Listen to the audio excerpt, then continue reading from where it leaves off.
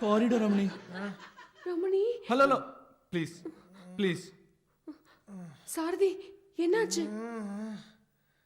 ரமணி காலேஜில் படிக்கும்போது ஒரு சிவி ராமன் மாதிரி சந்திரசேகர் மாதிரி பெரிய சயின்டிஸ்ட் ஆவேன்னு சொன்னான்.